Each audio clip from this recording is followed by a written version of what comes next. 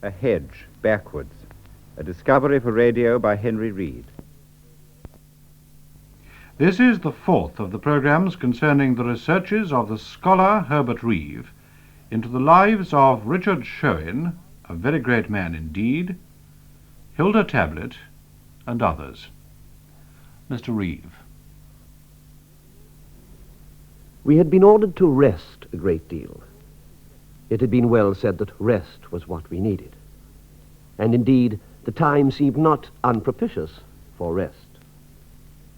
We had temporarily, to lay aside our work on the biography in 2 volumes of the late novelist Richard Shewin, in order temporarily to embark on the biography in 12 of the well-known composeress Hilda Tablet, still happily with us. We had all but begun the second of these tasks when a brief respite seemed to offer itself. Miss Tablet, in the company of her young singer, Miss Elsa Strauss, was departing for her annual holiday in North Africa. On the beautiful airport terrace, she had given us our final instructions. And Bertie, Yes, Hilda? don't overwork. Just do as much of it as you can every day, but don't overwork, see? You've got a clear run ahead of you, haven't you? Run, Hilda? Time, I mean. You've got plenty of time. Well, actually, Hilda, there was just one thing. Good.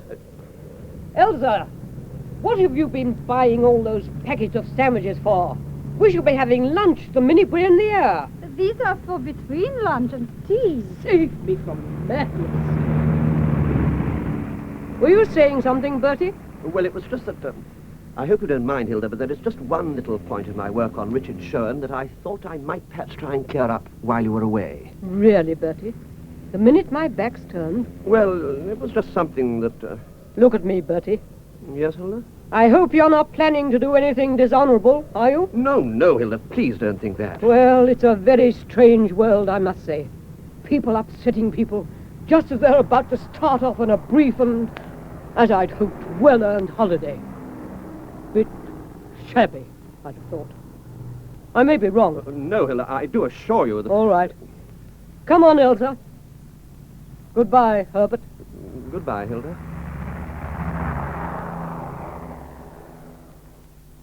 Dishonorable? Shabby? No, we ardently trusted not. Nevertheless, on the way back from the airport, we could not wholly suppress a spasm of guilt when we recalled that we had failed to disclose the fact that we were about to call on Mr. Stephen Shewin, the late novelist's brother, that same afternoon. Alas for conscience, our guilt was quickly eclipsed by the prospect of resuming, if only so briefly, afternoons of placid and illuminating discourse, leisurely, human, and cheering.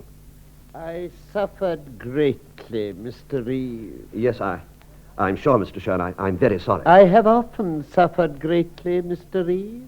Yes. Yes. Mr. Shewin, I wonder if your late brother... Mr. Reeve, you are a man of very wide literary cognizance. Have you ever encountered the expression, it was like being pulled through a hedge backwards?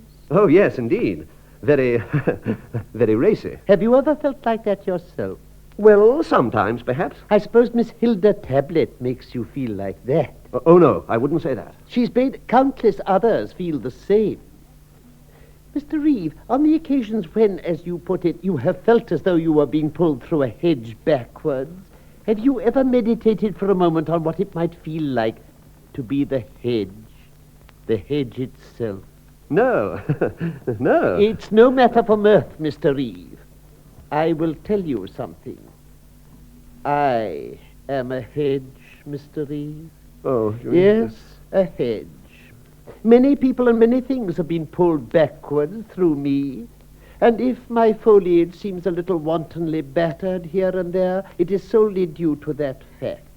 My life has been a very sad one, Mr. Reeve. Oh, I'm sure. Not, of course, that it has been sadly born. No, I think I may claim to have always commanded some small smack of fortitude. All the same, Mr. Reeve, had my character ever become blighted, darkened, umbrageous, or despondent, who could have cast the first stone at me? Yes, who indeed? Why, my wife, of course, Mr. Reeve. She, My wife. Of all my graver misfortunes, the shameless architectress. Ah, here she is. Now, down, good pussy. Down. Ooh, down. There's a darling. I'm sorry tea is so late, Mr. Reeve, but I had to get it myself. Here we are. Oh, let me help you with the tray. You really ought not to have bothered. Oh, it was no trouble. Down, pussy. It's just that we have somebody's little birthday in the house today. Haven't we, Snow Dove? And I had to send the girl to the shops before they close to get some nice HALIBUT for PUSSIES. A hedge backwards. There. We'll have tea by the fire. Do bring your chair a little closer, Mr. Reeve. Oh, thank you, Mrs. Shewin. A hedge. What did you say, dear? A hedge. Get down. Stephen. Had you ever played darts, Mr. Reeve? Because I am also a dartboard, Mr. Reeve. I am not only a hedge, I am one of nature's dartboards. Like Saint Sebastian. Now, let's have some nice tea, shall we? Then we shall all feel better. I do hope you like these cakes, Mr. Reeve. Our new girl made them. She's French. She's over here to learn English. Oh, really? Is she getting on well at it? Oh, well, of course it is still better if we speak in French, but she is picking up a little. Yes, just a little. Now, how do you like your tea? Oh. No. How ridiculous. What? I've forgotten to put any tea in the pot. I'm just pouring out hot water. Funny. I foresaw this. Now, I wonder what it means. Means? It means that in your unconscious mind you wished Mr. Reeve hadn't come to tea. Oh, I do hope... Don't be silly, dear. It means either a telegram or a registered letter. It's one or the other, I'm sure. I shall look it up in my book. Do forgive me, Mr. Reeve. I'll go and make some fresh. And we'll put a lot of lovely real tea in the pot again, won't we? A bright pussy. Yes. I'm sorry my wife makes you so unwelcome, Mr. Reeve. Oh, I'm sure she didn't But mean it's it. all of a piece, isn't it? We are very lucky to have shamed her into making amends. I have sometimes had to make do with hot water instead of tea for months on end. How pleasant it was to be back here. To feel ourselves once more sitting there so intimately with the brother of Richard Shewin. How easy, natural, and inevitable it was to recall the charming idylls of brotherhood which abound in the Shewin novels. It was so clear to us now where they had had their fount and origin. There, by the familiar shining stream, Peter looked at Paul.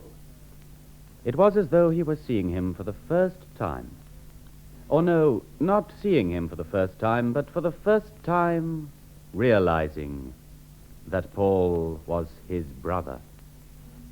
The words formed in his thought like some utterance from Holy Writ. Thou art my brother. Peter had never known it so innerly until he had seen Paul there by the stream in tears, his thin young nakedness shivering in the intense heat. Thou art my brother. And suddenly he had said it aloud. That my brother. And Paul looked at him. They looked at each other. Paul sniffed and stared hard downstream, unseeing, and said in his still unbroken voice, They can bloody chalk their sense for all I bloody care. Bloody wenches, I don't give nothing for none on 'em. That my brother, Paul Stilt, and so long as there's my brother and I'm thine, well, thou knows what. Doesn't? Aye, what can I do? So be it, lad. Get the breeches on, lad. Hasn't forgot, hast Paul? Forgot what? Why, Paul, lad, we'm got jam for tea. End of Book the First. What are you thinking about, Mr. Reeve? Oh, a passage in one of your brother's books, Mr. Shewin. Oh, how kind of you, Mr. Reeve. Brother, indeed. I may say, Mr. Reeve, that my brother frequently cast the most painful doubts upon our relationship. You are a bastard, Steve, he used to say. You are a bastard, Steve, and you know it.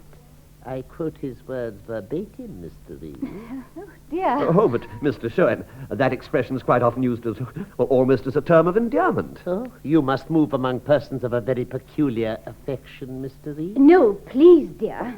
Come in, Elaine. Entree. It's our girl from France, Mr. Reeve. Entree.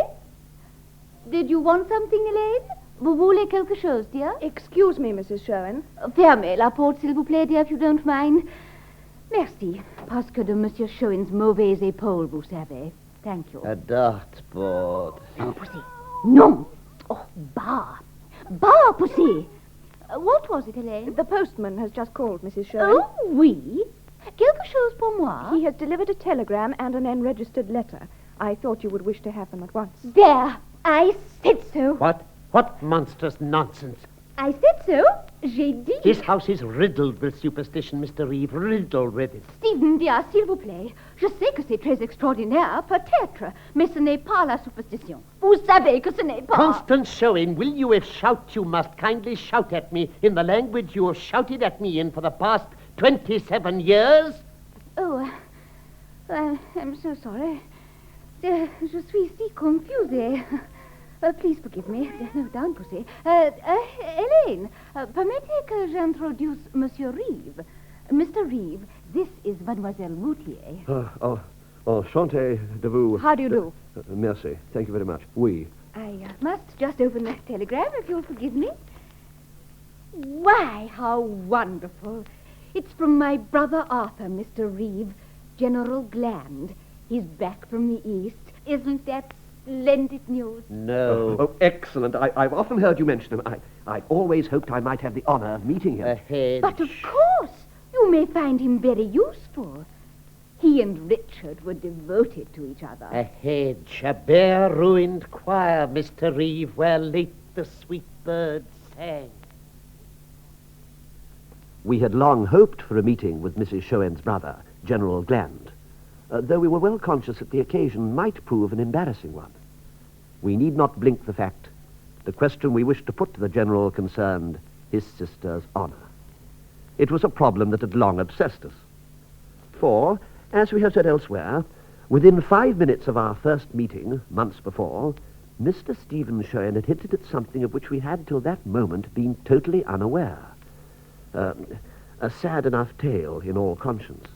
My wife, Mr. Reeve, my own wife, with my own brother. I would find them in this very chamber, Mr. Reeve, my own bedroom. I was gravely displeased. This revelation, though to some it must appear shocking, was not altogether baffling in itself. Yet it was clear that Mrs. Shewin had a different recollection of the occasion. You know, Mr. Reeve, my husband is really a very simple man. Quite transparent. I hope you didn't get the idea that Stephen seduced Richard's wife. No, Mr. Shewin said nothing that even made me suspect such a thing. No, I'm afraid it was Richard's wife who led Stephen astray. Poor Richard was very upset. He would never enter this house, you know. Though it was not impossible to reconcile these two assertions, we could not avoid a sense of uncertainty. So that the question all intemperately remained, who did what, when, and with whom? That problem, abhorrent as it may scream to the seamish, that problem we were determined to solve. Our time was short, and there are moments when the scholar, normally a patient beast, feels he must be more downright, more devil-may-care, more earthy even than is his wont. It was in such a mood that we called on General Arthur Dowd Wilbraham Dowd Cork Gland in his Bayswater Hotel and resolutely rang the bell.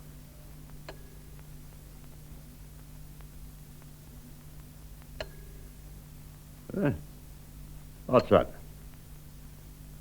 Eh?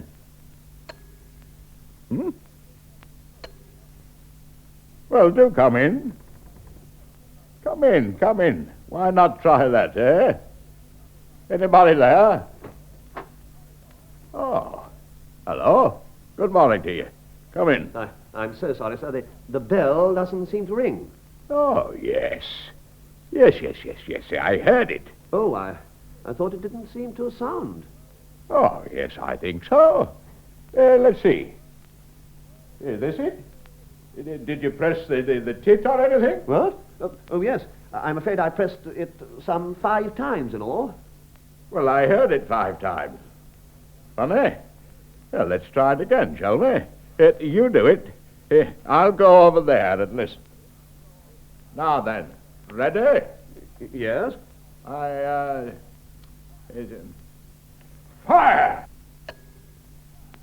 Do it again. Yes, well, yes, I heard that perfectly all right. That makes 7. Very good, really. Yeah, but come in, old boy. Do come in. I'm so glad you came. Dreadful weather, isn't it? Dreadful. So sticky. Well, actually, it's begun to snow a little. Dreadful. Might be Rangoon almost.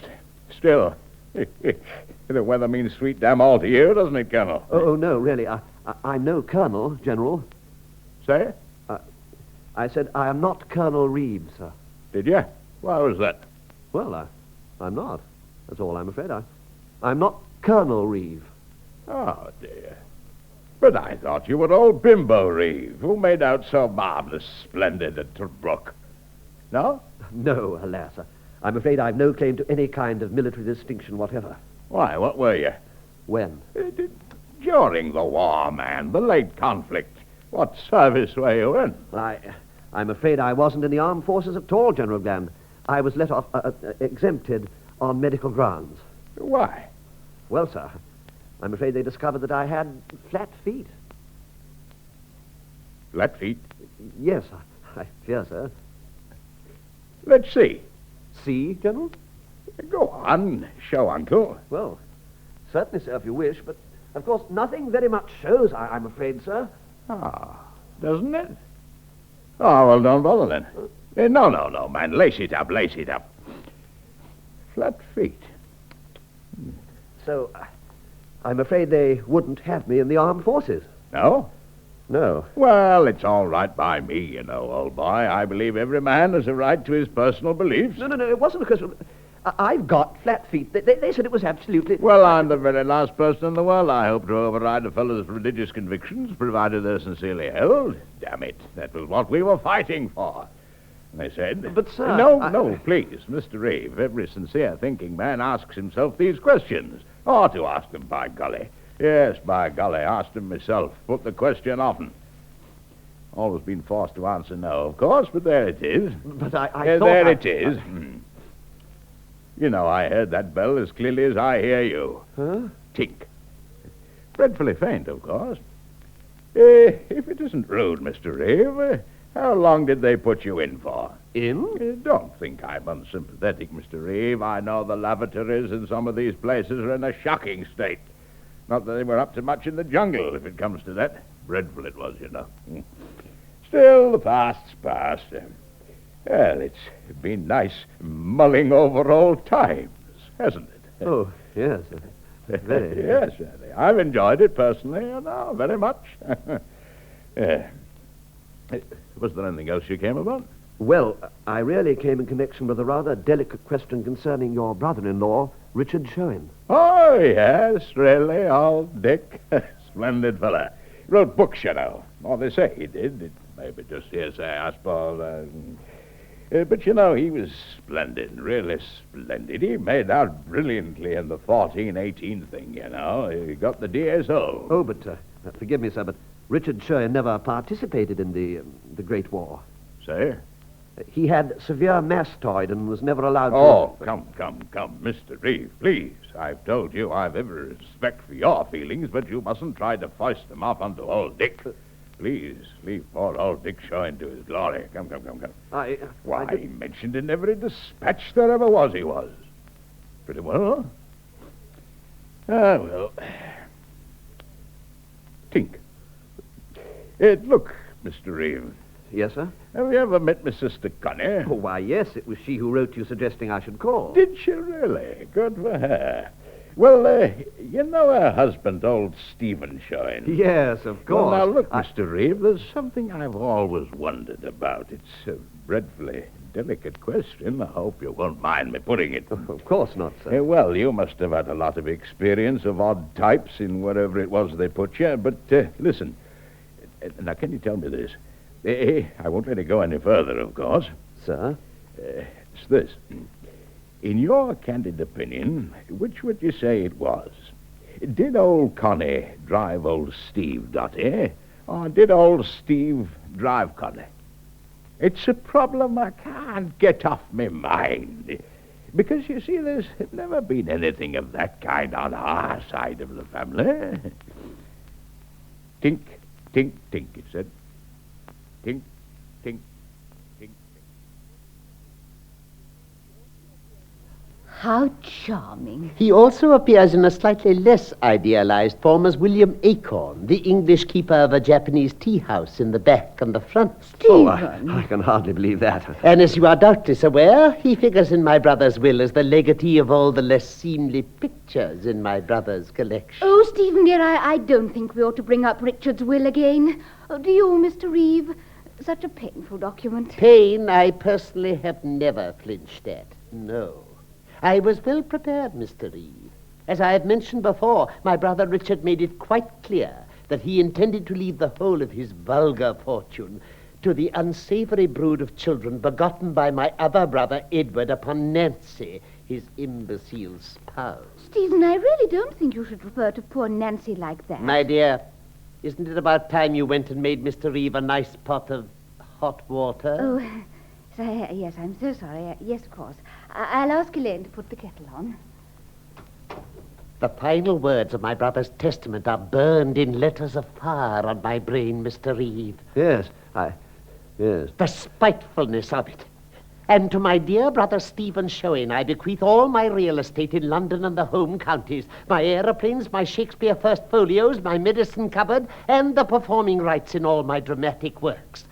Why, Mr. Reeve, the only tangible object in the whole bequest was the medicine cupboard. Even the Times could not refrain from pointing out that my brother had never possessed any real estate in London, or any aeroplanes, or any Shakespeare First Folios to leave to anyone. Or, of course, any dramatic works. Well, there, perhaps you are slightly in error, Mr. Reeve. But do you mean that Mr. Reeve, since you press me so hard, perhaps I should confess to you one of our darker family secrets. My brother did indeed leave one play behind him, alas. Well, you know, this is splendid news, Mr. Shewin. You would, I fear, think it less splendid had you conned the manuscript and acquainted yourself with the theme of the work. Mr. Shewin, what would the theme of the work be? The play deals very frankly with a certain subject, Mr. Reeve, alas. What subject, Mr. Shewin? Mr. Reeve, as you have gathered, the aspect of himself that my brother presented to the world was but a simulacrum. In your forthright way, you have penetrated beyond that, and who shall say you nay? But beyond that, there was far more, Mr. Reeve. How far, Mr. Shewin? My brother's interests and habits were very far-ranging, Mr. Reeve. They were not simply confined to seduction, adultery, and rape. Far from it. Does the work still exist? I fear so, Mr. Reeve. I'm afraid I could not undertake the responsibility of showing it to you. Oh. I dare say my brother Edward's widow down in Mulset might be less discreet. Oh, you think so? But I hope not. So, once again, as often before, were we lured down to Mulset. Leafy Mulset, the scene of so much of Shewin's life and art. There, at Throbbing, the graceful home he had left them, surely Nancy Sherd and her bright offspring will give us unstintingly of their aid. So would Mulset itself, that incomparable landscape, clear-rivered, tree-crowded, bird-haunted. Bird-haunted? I know we have the place somewhere or other, Mr. Reeve. I don't think the children destroyed it. Oh, I hope not. Oh, don't worry, Mr. Reeve. It'll turn up. It must be somewhere, because I remember we used it only last Christmas for something else. Something else? Yes. You see, it's only typed on one side of the paper, and we use the blank sides for playing heads, bodies, and legs, I remember. Great God. Oh, of course, so we did. And some of them were so funny, we felt we couldn't throw them away immediately. You know how ridiculously one hoards such things. Oh, I hope so. Well, I'll go and round up George and Brian, and we'll instigate a mammoth search. See you later. How very kind of him. Well, it's very kind of you to take all this interest in dear Richard, Mr. Reeve. I'm sure he would have appreciated Oh, it. not at all. He was so gentle and sweet. He was more like a woman than a man, in some ways, I often thought. Yes? I suppose Stephen and Connie will have told you a great deal about him. Yes. Yes, they've been most kind and explicit. But there are still one or two points in his personal relationships that continue to baffle me. In fact, Mrs. Shewin... It's so horrid when things prey on the mind, isn't it? I have my own problems, too. Oh, I'm very sorry to hear that. Well, of course, it's little Humphrey, really. He has rather a strong character, as I expect you've noticed. Yes. But he's a very sincere boy, and I know he genuinely means it when he says he wants to become a J.D. A J.D.? Yes, a juvenile delinquent. I wonder if you could help me a little with him. Well, I could talk to him and try to dissuade him. No, I don't want him to be dissuaded. It may be only a passing craze, but I do think he should be allowed to work his way naturally through it. Well, that is a point, of course. Yes, I felt it was rather a point. I felt that. Mrs. Shewin, there is one question concerning Richard Shewin which I feel sure you could help me about. Well, of course, if I can. Of course. I expect you're aware that there's one side of Richard's domestic relationships that the great world so far knows nothing at all about. Well, yes, I suppose they don't. I hope to be the first to tell the world the truth. Yes, I see. Mr. Reeve, what I've been wondering is whether you'd be willing to have Humphrey with you in London for a time. Humphrey? In London? Yes, you see, there's very little scope for a juvenile delinquent in the country, and I thought you might know some select little gang he might go round with for a time. Well, Mrs. Shewin, I can only say I shall have to think very deeply about the matter. Thank you. It's so kind of you. Mrs. Shewin, forgive my reverting to the matter, but it has been very strongly hinted to me that all was not quite as it has hitherto been supposed to have been between Richard Shewin and his brother's wife. No, of course not. I have had two conflicting accounts. One from Stephen, one from Mrs. Stephen. Now, dear Mrs. Shewin, I wonder if you'd be willing to help me to the real truth. I do hope you're not offended by mentioning all this. No. I felt you were bound to mention it sooner or later. I'm only anxious to discover the truth. Mr. Reeve, I will tell you the truth. I hope you will believe it. Oh, but of course. I don't know how much the others have said, but it was one Christmas. Richard was down here by himself. The place was his, of course, in those days, and he'd asked myself and the children here for Christmas. There were only about 8 of them at the time. He was so good to them. Of course. Well, anyhow, there he was. Rather sad, I thought he seemed, that Christmas. And it was while my husband was away in Turkey. And Richard and I were both, well, rather lonely. That was what it was, I suppose. I remember we used to walk round the park together, rather like the two people in that poem. Dans le vieux parc solitaire et glacé, deux ghosts ont évoqué le passé. I went to a finishing school in France, you know, near Bougival. You were about to say something, Mrs. Shewin. Oh, well, only that was how it happened. I was terribly sorry afterwards, of course. After all, I was chairman of the Women's Institute that year, and there was the choir, and one has one's obligations. But, well, Richard was lonely, and I was lonely, and there it was. It didn't seem such a very serious thing at the time. Mrs. Shewin, you mean you? And it wasn't serious, really. I don't know what the others have told you, Mr. Reeve. In fact, until you said so, I never realized they knew. But I do give you my solemn word of honor that it was only the once. The once? Oh, yes, that I could swear to.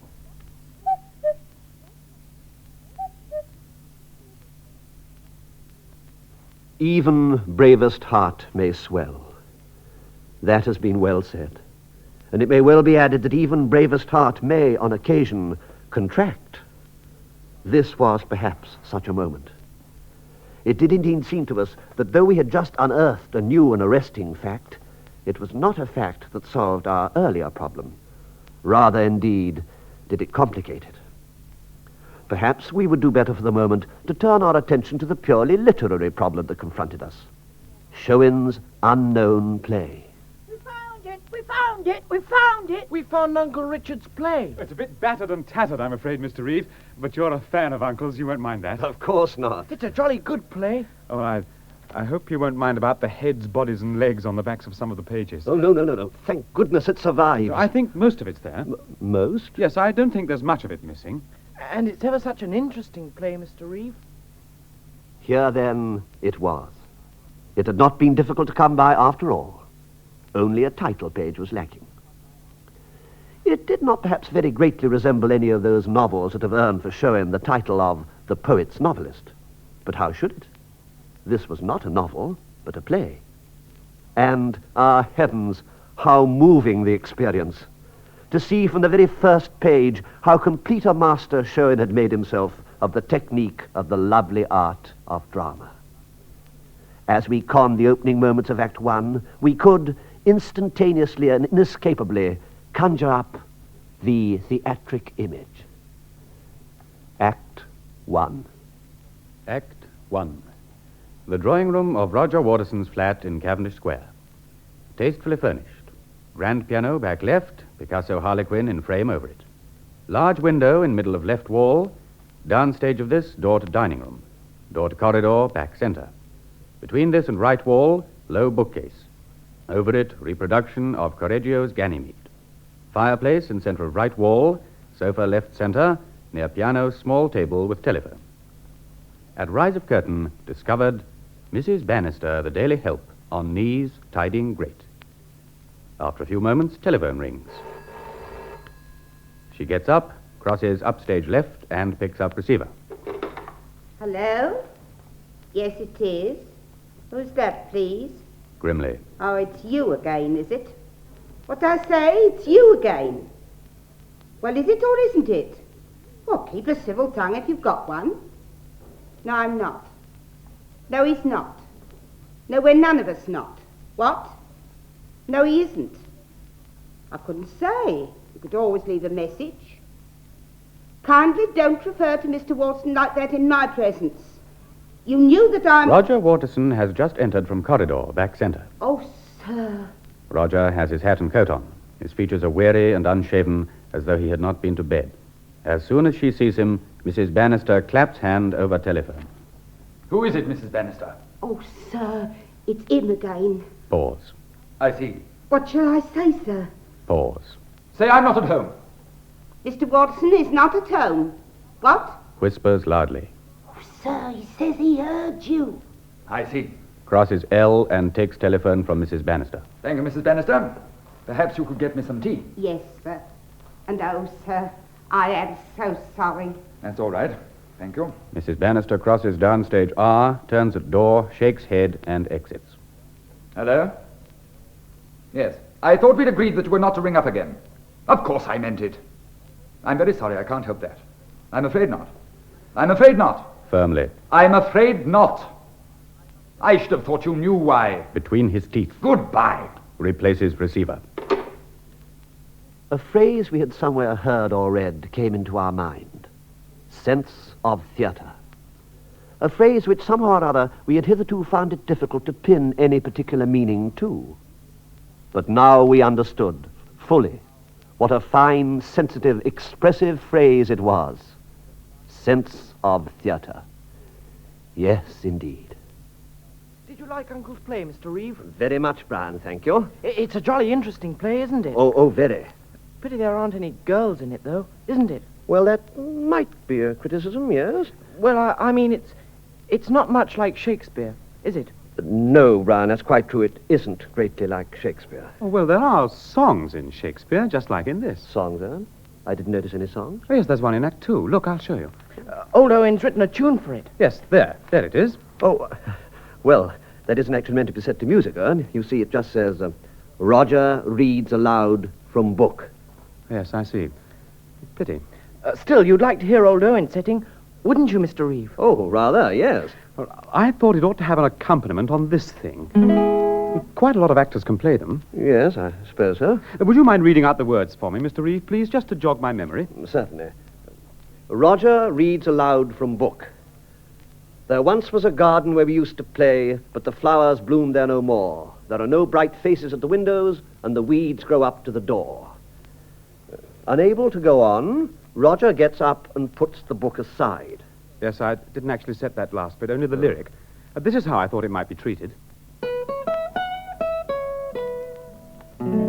There once was a garden where we used to play, but the flowers, they don't bloom there no more.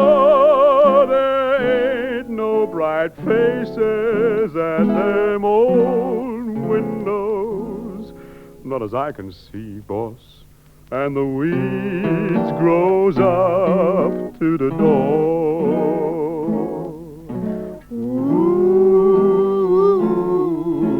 Yeah, boss, them weeds grow right up the old home door.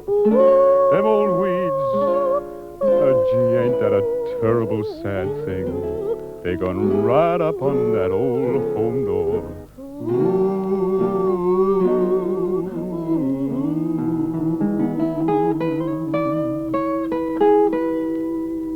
Boss? Yes, I see. Yes. Thank you, Owen. Nostalgic, really. Yes, very.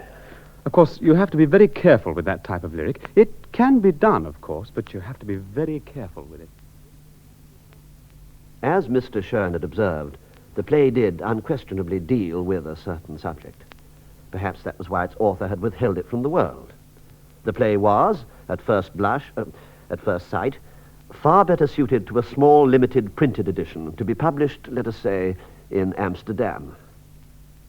Yes, Mr. Reeve, I'm glad it was my sister-in-law and not myself who placed the disillusioning document in your hands. Oh, I'm in no way disillusioned, Mr. Shewin. I think it's a splendid play. I mean your disillusionment about my brother's true character. Oh, but I know the play deals very sympathetically with a certain subject, but I cannot regard it in any way as autobiographical. Can you not, Mr. Reeve? No. Oh. Tell me, Mr. Reeve, is your biography of Miss Hilda Tablet to be equally evasive? I don't know quite what you mean, Mr. Shewin. Indeed. Well, let us dismiss the topic, shall we? Yes. My brother-in-law, General Gland, was telling us you had been in prison for a brief period, Mr. Reeve. What? Oh, please, Mr. Reeve, don't think I hold it against you. It might perhaps have been easier for my dear wife and myself had we had the confession from your own lips. But we all have our reticences. But, Mr. Shewin, I do... Mr. Reeve, welcome back. Oh, thank you. Good afternoon. Psina. I do hope you don't mind having coffee for tea, Mr. Reeve. No. Hedge backwards, a dartboard. Our French girl left us, you know. We have a Greek girl from Greece at the moment. She's very nice, of course. And, of course, my Greek is improving a great deal. But she won't let us drink tea. She insists on our drinking, such a lot of coffee. And, so strong and black. Psina. We hardly sleep at all. Her name is Jocasta. Ah, a good classical name. Oh, very. And how was Mouset, Mr. Reeve? Oh, charming as ever. Delightful. I had a letter from Nancy this morning. She says you've invited Humphrey to stay in London with you. Ah? So very kind of you, Mr. Reeve. And how very like you. Yes. Well, Mr. Shewin, I'm afraid she's exaggerating a little there. I do assure you that I would find it quite impossible to cope with Humphrey either in Mulset or in London. Oh, I'm sure you'll get used to him. It may be thought by some that we behaved ungratefully in refusing, at any rate for the moment, to further Humphrey's legitimate ambitions. But life was beginning to close in on us again. Only that afternoon, when we returned home, we found a message awaiting us in an unmistakable handwriting. Dearest Bertie, back. Longing to see you. Come for supper tomorrow, Thursday, 6:30. Bring my life with you. Longing to see you. Neville Pikelet also coming. All love, etc. Tablet. Thus it was that we found ourselves repairing on the following evening to the familiar flat in Coptic Street. Hilda was a splendid colour. Bertie, old son. Well. Lovely to see you. Lovely to see you, Hilda. You're still looking a bit pale, Bertie. Mustn't do that, you know. Dangerous. Well, old boy, how's my life? Brought it with you? Yes, it's in my satchel. Here. Let's have a deco at it before Neville Pikelet gets here, shall we? There you are. Thanks. Bertie, old duck, is this all you've done? Well, I work rather slowly these days, Hilda. Clearly. I shall have to think of getting someone else at this rate. Oh, do you think so, Hilda? No, old son, I was only joking. Don't you worry. Oh. Elsa, stop that and come and get Bertie a drink. Yes? Have a drink, Bertie, while I take this into a corner and calmly face up to truth about humble self. Ah, Mr. Reeve, how nice to see you. I hope you did not overwork. No, he didn't. Good, huh? Gin with tonic and lemon and ice. Thank you. I hope you enjoyed Marrakesh, Elsa. It had for and against. Have you ever eaten roast hump of camel and custard, Mr. Reeve? No. It sounds very filling. Yes, it is filling if you can keep it down. But only if. Elsa, excuse my ignorance, but who is Mr. Pikelet? Hilda says he's coming this evening. But you remember him. He produced for me my opera, Emily Butter. Oh, of course. How stupid of me. Yes. Are he and Hilda friends again, then? Bosom. What? Bosom. This. Oh, of course. Good. Yes. He is going to produce Antony and Cleopatra of Shakespeare with loud music from Hilda. Oh, excellent. Herbert? Yes, Hilda? Will you come here a moment, Herbert? Look, Herbert, I've been writing music now for some 32 years, and I'm quite used to having my work sent up. Sent up, Hilda? That was what I said, Herbert. Sent up where, Hilda? For some sort of prize, do you mean? Please, Herbert, don't joke about this. Kindly allow me to read you your opening sentence. In the sphere of music, female composition is a recent development and a healthy one to boot. Let me see. Oh, no, Hilda. A comma has got left out. Comma? Where? There. It should read, female composition is a recent development and a healthy one, comma, to boot. You sure? Well, of course, Hilda. Well, let's hope the rest of it's a bit more careful. Have you been doing any more about old Dick Shewin? Little, Hilda. Very little. Haven't been mousing round old Stephen Shewin again, I hope? I have seen him on occasion, yes. Nasty old alligator. Hilda, did you know that Richard Shewin wrote a play? Play? Old Dick? Good Lord. I have been privileged to see a copy. Do I come in it? I think not, Hilda. I expect I do, really. Got it on you? Yes, it's in my satchel. Would you care to glance at it? Of course. There it is. Well. Fancy old Dick writing a play. Any music called for in it? Well, yes and no. Good. I'll set it. Mr. Pikelet has arrived, Miss Tablet. Oh, thank you, Mrs. P. Hilda, my dear. Oh, dear old Neville. So glad you made it. Mind my tie. Now, you know Bertie Reeve, of course, don't you? Oh, yes, of course. Lovely to see you again. How do you do? What'll you drink, Neville? Whiskey, dear, please, and lots and lots of water. Elsa tells me you're about to embark on Antony and Cleopatra, Mr. Pikelet. God, yes. Oh, Hilda, darling, I've had such a terrible day. Who with? The management. They don't want Pug. I don't think I remember who Pug is, do I, Neville? Of course you do, darling. Pug Judder. Who is he? He's my Antony, dear. If we can get him. Wouldn't, what's his name, Olivia do? Only over my dead body, darling. I've told you before, an English Antony's out of the question. We must have an American. We must have Pug Judder. I see. He's big, and he's large, and he has the obvious advantage of having only been in musicals so far. It means he comes to it fresh. Oh, yes. And not only does he come to it fresh, he brings to it what it's already got. You see, lovey, in this day and age, Mark Antony has got to be played butch. Don't you agree, Bertie? What was the word you used? Butch. The costumes will help with all that, of course. We're dating the thing forward to around 1805. It makes the whole thing more universal. And, of course, it brings out the parallel with Nelson and Lady Hamilton. Yes, I suppose it would.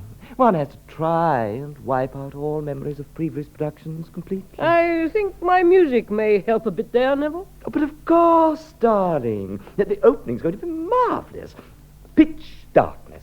And then the Sphinx's opening monologue suddenly booming out, with the music in the background. I thought you said the music was going to be in the foreground. Well, it'll actually be everywhere, really, And the Sphinx's voice will suddenly come booming out of it, and we open with that speech about the thing, the poop she sat on, like a burnished poop burned on the water. The sails were beaten gold, and all the fires and mustards of the war glowed like a strumpet's poop, and so on, Yes. I may say the music is going to be a pretty sharp smack for the Consolidated Instrumentalist so-called union. How have you managed that? Conkers. Conkers, Hilda? Musique Concrète. Concrete music. You know about it? No. You tape it. Tape it? And dub it to disc after. Of course, most of the Johnnies who do it rely on pure sound, amplified and speeded up and reversed and so on. Needless to say, I have my own little line on the thing. For one thing, I think the discerning listener could probably tell you almost at once that my Musique Concrète is very much louder than anybody else's. Is it really? Oh, yes, quite a bit. Also, for fair measure, I clamp in a few simple little haunting tunes of my own. That's why my own brand is called Musique Concrète Renforcée. Reinforced concrete music. Like to hear the block I've done for Antony and Cleopatra? Oh, very much. You mind hearing it again, Neville? Of course not. I have to get used to it. The opening section is very largely based on Elsa Zip. Zip? Yep. Elsa? Come in here. I'm coming. I'll show you how we started. What is it, Hilda? What do you want? Elsa, are you eating? A little. What have you got in your hand? It is a small calf's kidney. Elsa, you disgusting girl. It's not cooked. They are very good and delicious raw also. Save me, dear God. Kindly turn round. So? Now, Bertie, you see this zip fastener? Mm. Now, note the sound it makes when I pull it sharply down like this. Elsa, don't be silly. Now, the sound it makes when pulled up is quite perceptibly different. So. Elsa, do you mind? Thank you. I shall go back. Hear the difference, Neville? Not quite. Could you do them again? Okay. Listen. Now up again. Listen. Oh! I have nearly swallowed this kidney wholesale. Well, don't show it to people, you silly little Dotty. Take the beastly thing into the kitchen. I am at my end of the tether. I shall go back on the first train to Vienna. I will... Those kidneys were our supper boys, believe it or not. Oh. Where was I? Oh, yes. Now, that zip was invaluable in suggesting a certain effect. Wind, whipping across desert sand. Of course, I treated it.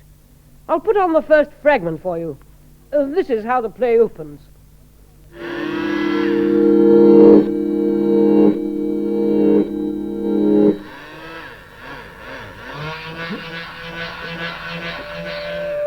Nice, isn't it, Neville? Yes, very.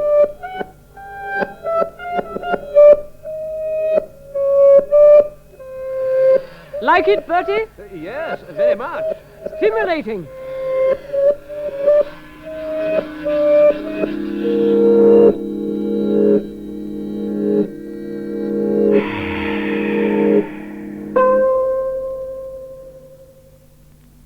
Now I'll put on a quieter bit. Oh, thank you.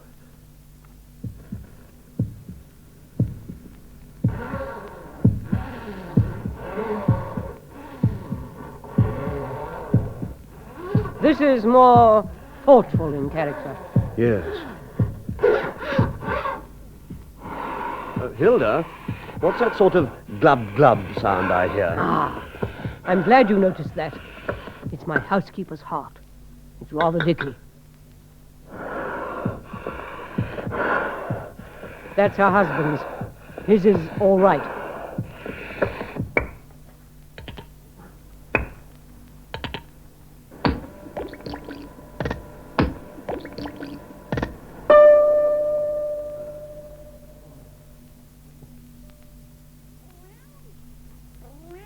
haven't seen much of you lately, Mr. Reeve, but I expect you're busy with your book on dear Richard. Oh, down, darling.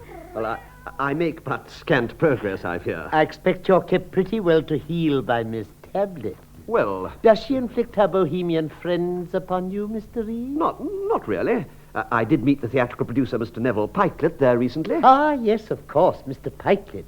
Did he divulge to you his astonishing theatrical project? Oh, yes, in some detail. I suppose Antony and Cleopatra in Napoleonic dress might be interesting. One has to be broad-minded in these things. You'll have to be even more broad-minded than that, Mr. Reeve. Mr. Pikelet has abandoned Antony and Cleopatra. He has been unable to secure the services of an American impersonator, named, if I recall it aright, Hog Kidder. But may I ask how you know this, Mr. Shewin? He wrote and told me. Oh, I didn't know you knew him. I don't, Mr. Reeve, but he intends a presentation of my brother's play, so dear to your heart, in lieu of Shakespeare's tragedy. What? Isn't it delightful news, Mr. Reeve? And we have you to thank for it. Me? It appears that Miss Tablet passed on the manuscript you pressed upon her to Mr. Pikelet, with the result I have indicated. Well, this is all very surprising, of course, but I hardly think you'll be allowed to do it. Oh, why ever not, Mr. Reeve? The play deals with a certain subject, Mrs. Shewin. Mr. Pikelet seems undeterred by that. But, Mr. Shewin, do you really think that the play should be done? Why not, Mr. Reeve? Well, I was thinking of Richard's reputation. Who are we to blind the eyes of posterity, Mr. Reeve? I would rather have the truth, Mr. Reeve, than a coronet of rubies. Yes, yes, it is better. And besides, you see, Mr. Reeve, if the play is done, my husband will get all the money for it. Constance! Oh, yes, I recall. Yes, the terms of Shewin's will would cover that, of course. Yes, I see. And you see, Mr. Reeve, it would be such a very great help to us. We might be able to afford a real permanent English maid then. Our foreign ones never seem to stay. We have a girl from Greenland at present, a Miss Herbier. She does her very best. She re-roofed the whole of the house, single-handed, almost the minute she came here. But the fact remains that she will apparently expect to be allowed to sleep all through the winter months. Of course, the pussies love to snuggle up to her, and she does give off a surprising amount of warmth. But nothing is ever quite ideal, is it?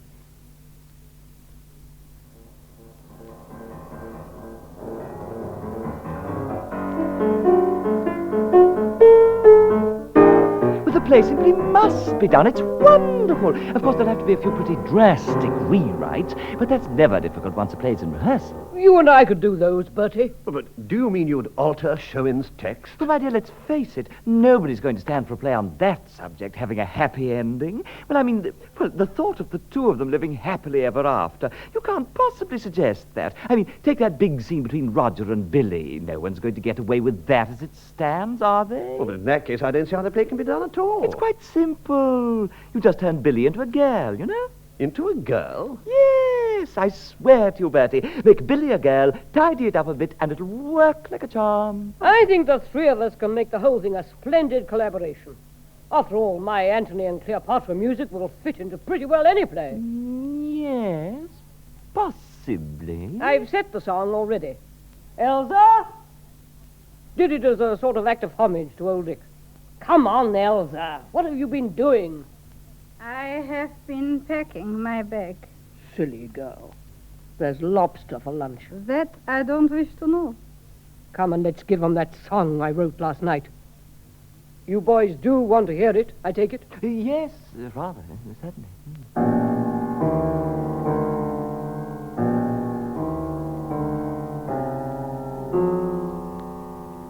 There once was a garden where we used to play, but the flowers bloom there no more.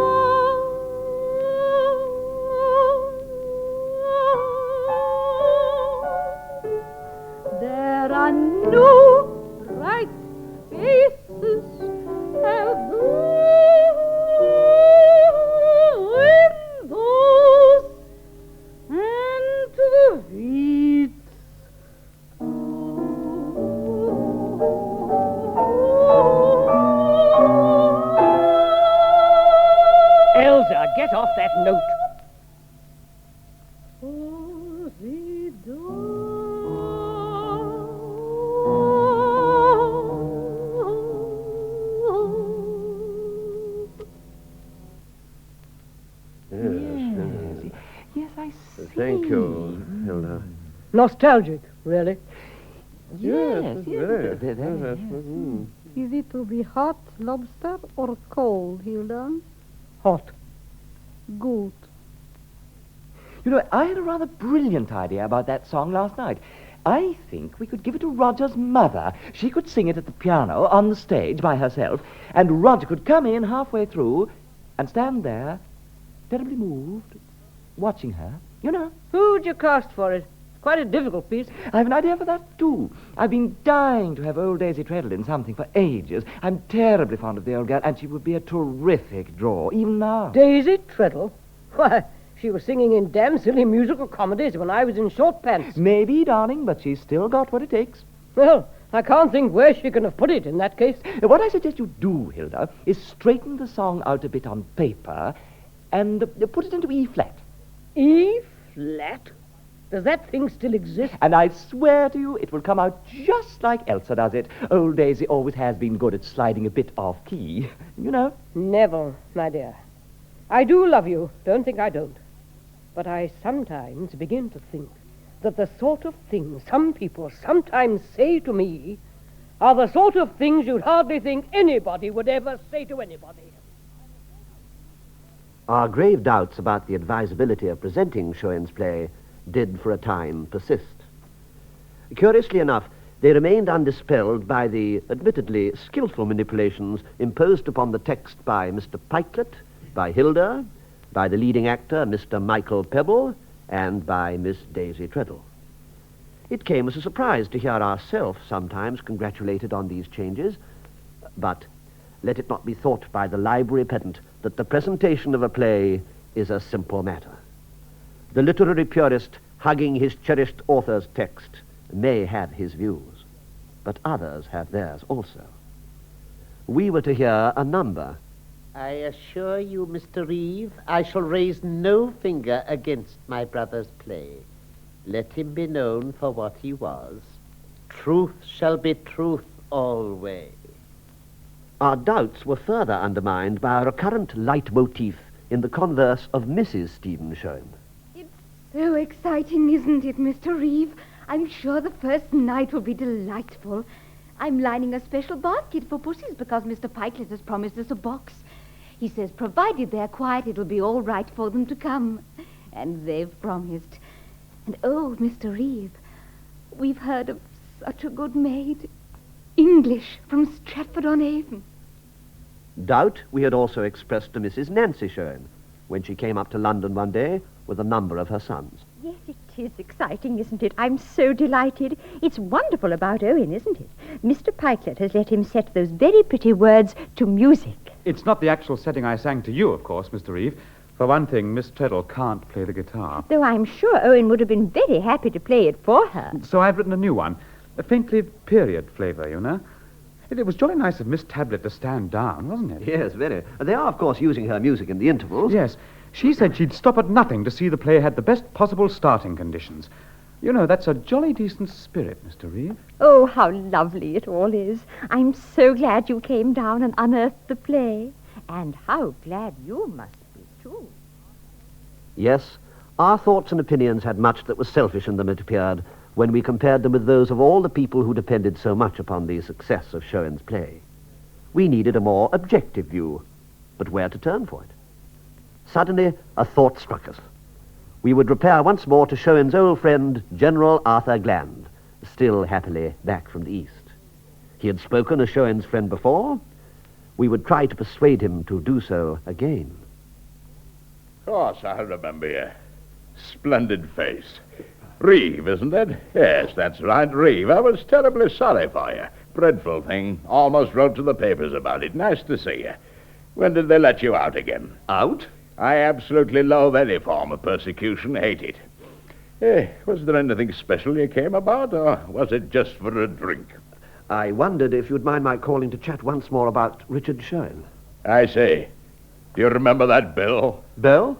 Ding dong, ding dong, ding dong. It kept going. Tremendous loud peals, I recall. Well. What I wanted to ask you was if you knew that a play by Richard Shewin was about to be presented in Shaftesbury Avenue. No, really? Well, by golly, that's splendid. Oh, I'm so glad. I love the theatre. I could go every night. It's a great power for good. Did you know that? Ding dong, ding dong, ding dong. Yes, spanking good news about old Dick. There's nothing like the theatre for a man with a good message. Have you seen a play called Sailor Beware? No, not yet. Now that had a very good message, I thought.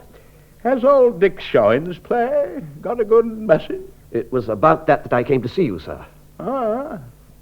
You see, sir, I am personally of the opinion that Shewin's play should not be performed. Reeve, I'm very, very sorry to hear you say that. I like you very much personally, always have, and I know what you've been through. But, my dear good man, for God's sake, don't let it warp you. Here's Dick Shewin, a splendid fellow secure in his glory. There's old Dick, there's his glory. And what do you do to his glory, Reeve? Pardon me for saying so. Why, at every turn you try to undermine it. Don't do it, Reeve. It's not worth it. It's not worth it. When a man has glory, we should try to add to that glory, ding-dong. Why, I loved old Dick. And I have to say it does gall me to hear the way every time you come here, you try to take the mickey out of him. No, let's leave him alone in his glory, like Sir John Moore at Corona, with whom he had so much in common. Let us say no more about it. No, very well. I hope you don't mind me speaking so plainly. No. It was rather what I hoped to hear. Well, so long as I've helped in any way, that's all that matters. Ding-dong. If you're free, we might walk across the park together. Yes, I should like that very much. Have to go to a bespoke bookmaker's near the bottom of Park Lane. Might like to accompany me. Always have to get my shoes made specially, you know. Dreadful expense, of course, but ever since I was a child, I've suffered terribly from flat feet. A martyr to them in a very real sense.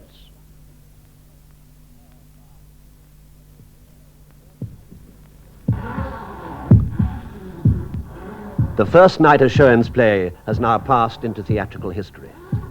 There were those who declared that there had been nothing like it since the first night of Emily Butter a year earlier at Covent Garden. Such a comparison serves little purpose, and we do not mention it, though it may well have been suggested by the intermittent presence of Hilda's music, precipitated about the auditorium by means of loudspeakers.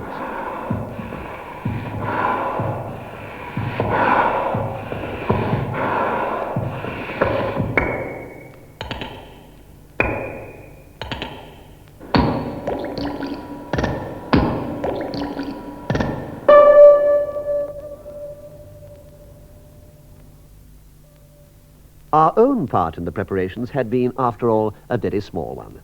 Yet we had a gratifying sense of feeling needed. Mr. Reeve, there is one thing I would ask you carefully to look into. Well, naturally, anything I can do. It is simply this, Mr. Reeve. I know that Miss Tablet is having much to do with the work, and that you are her all but inseparable friend. But if my health should spare me to attend the initial performance, I do hope you will see that she is not allowed to molest me in any way. I have had a hard life. I do not wish its hardships added to. No, I will do my best. I am but a hedge, Mr. Reeve, a burnt flower bed, and sometimes a dartboard also. Hilda's own sentiments about a possible meeting were scarcely less ardent. And look, Bertie, if old Stephen Shewin rears his ugly head on the first night, just you stuff him in your overcoat pocket and leave him in the cloaks. Get a ticket for him, and then, if possible, lose it, see? Yes, Hilda. Thank you. We ourselves sat with Hilda and Mr. Pikelet in one of the upper boxes. Our struggles and arguments were over. The strain of rehearsal was no more. The play had been transferred from us into the devoted guardianship of the cast. And one and all, the cast was giving of its splendid best. Only, you see, Jenny, there were sometimes moments during the war when I sort of did wonder a bit.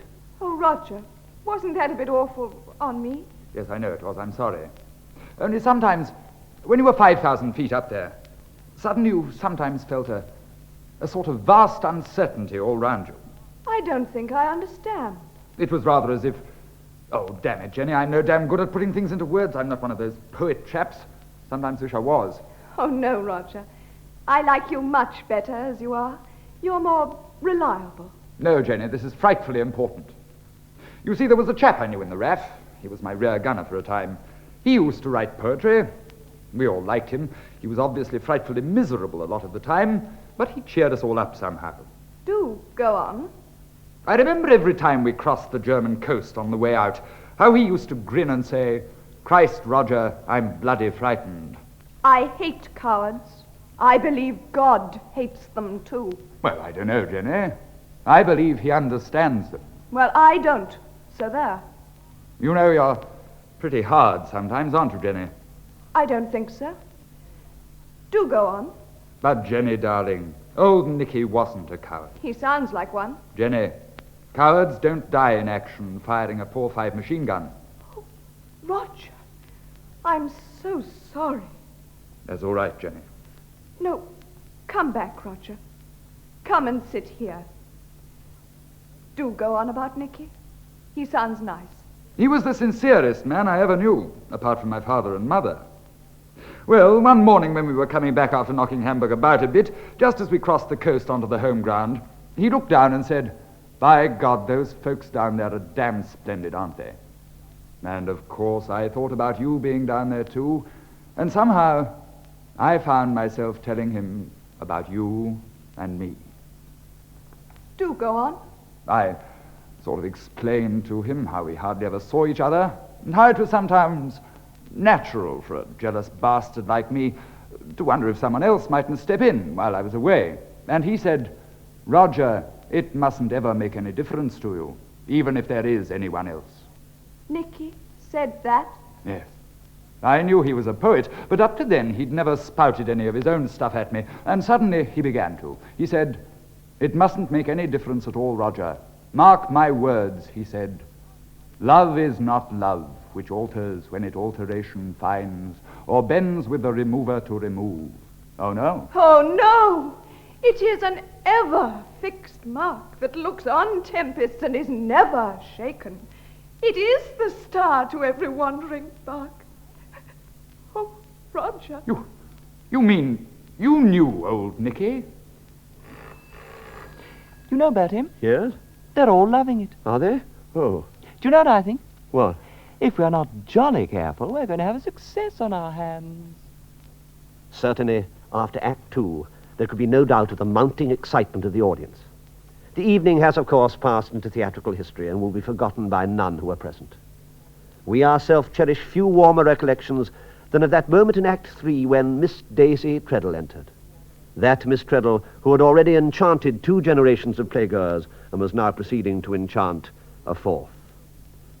First night accidents are well known in the theatre, but with what ready art Miss Treadle turned even these to account.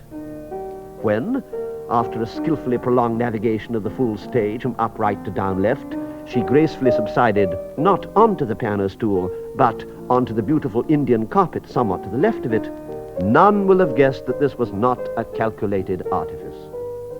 With what an admirable expression of baffled maternal sadness, she gazed searchingly round the stalls, dragged herself slowly up from the floor onto the piano stool, and addressed herself to the instrument, which had, and how much it contributed to the magic of the scene, already been playing for a little over a minute.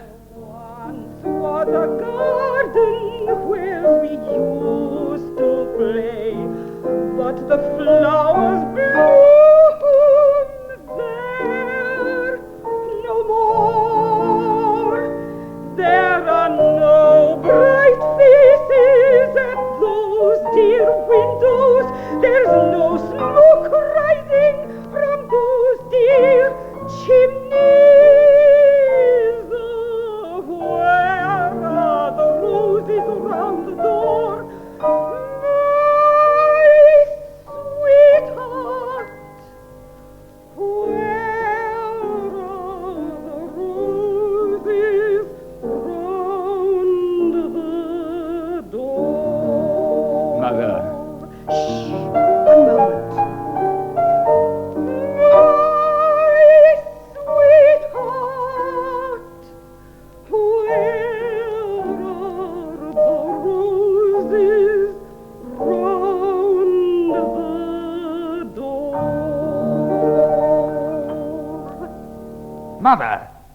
Mother. Do you know what has been in my thoughts all this night, my dear William? I can guess, Mother.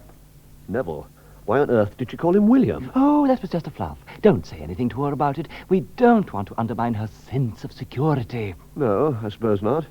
She has got one, has she? Oh, stupendous. Yes. You make me feel very ashamed, Mother. Who is this young girl who's got such a grip on you, Harry? The great climax of Act 3 held the audience spellbound by content and manner alike. How one felt it strike home. It was clearly the first time for many, many years that an English audience had heard such language in the theatre. But, Roger, my dear, it would never work. It just wouldn't work, Roger. We'd make it work, Jenny. No, Roger.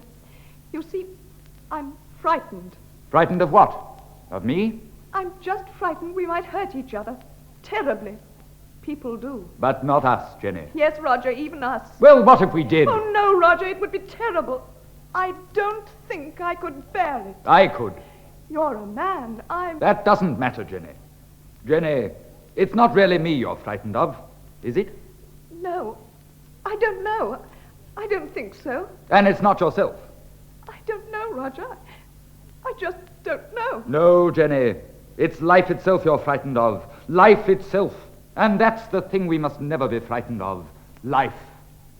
Come and look out of the window, Jenny. Come and see all those people down there, rushing about, fretful, anxious, worried, nervous, jumpy, and all of them frightened of life. You mustn't be like them, Jenny, nor must I. It would be the great betrayal, Jenny. The law may be against us, Jenny, but ordinary people aren't. I thought we'd taken that line out. We did, but he asked if he could put it back. He said he found it helped him. How? With the build, dear boy. Roger. No, Jenny, don't answer it. Let it ring. Let it ring, Jenny. Let it ring. Jenny, thank God. Oh, my dear, thank God.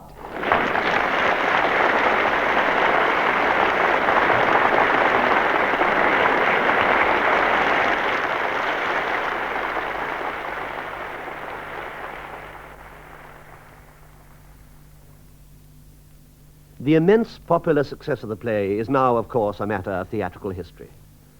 We were not quite to know how certain a draw it would be for a few days yet. But during the splendid party given in the Stalls Bar after the performance, there was already that unmistakable sense of accomplishment, of success, of happy collaboration brought to fruition. Tomorrow and in the succeeding days, we would also know how well the play had gone down with the critics, that helpful body. The Times reviewed the play at length and spoke knowledgeably of Shewin's novels. The Daily Telegraph, under the headline Novelist's Play in Verse, said that it would be of special interest to Shewin's devoted band of readers. The News Chronicle said that it was, fatally, a novelist play.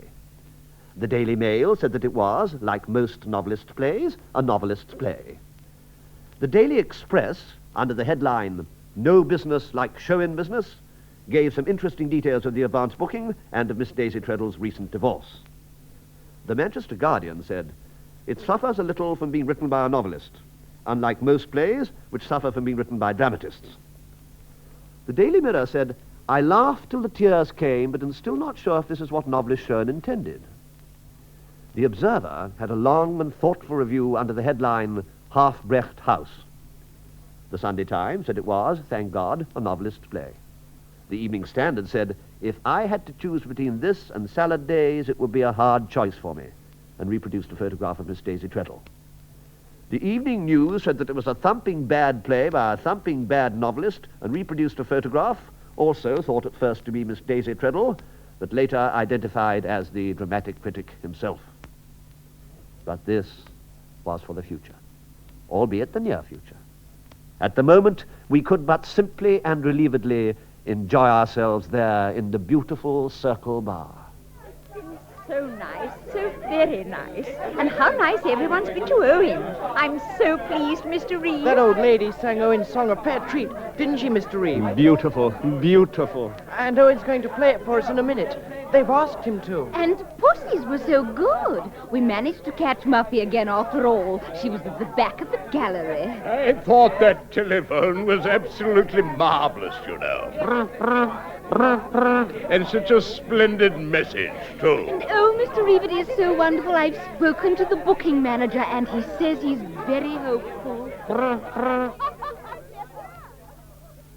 Only one fear momently assailed us in this happy gathering, lest we should betray our trust to Mr. Stephen Shewin and to Hilda. They must, we knew, not meet. Imagine then our horror when we suddenly looked up to see them steadily approaching each other from a distance of about 20 feet.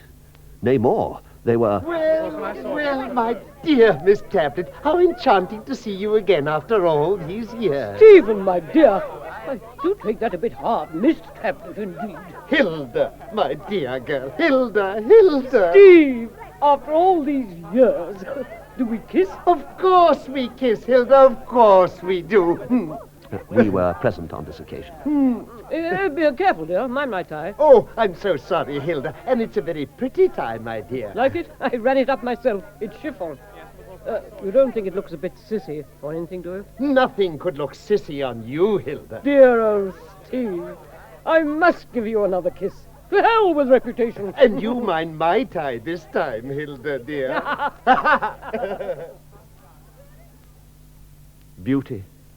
The beauty of reconciliation. The most beautiful thing in the world. And we are never to know where it will break out next. Look, Steve, I tell you what. What? Those boys and girls over there are going to sing that god-awful song in a minute. How about joining in, eh? Why, certainly, Hilda. I love a damn good sing-song. Steve.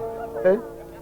Forgive me if I say it, Steve, but you looked a bit like old Dick as you said that. Oh, really, Hilda?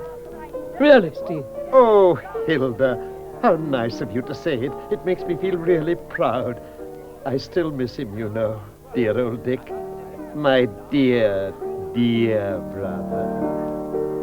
There once was a garden where we used to play, but the flowers bloom there no more. There are no bright faces at those dear windows. There's no smoke rising from those dear chimneys. And where are the roses round the wall? I dream of. Where are the roses round the wall?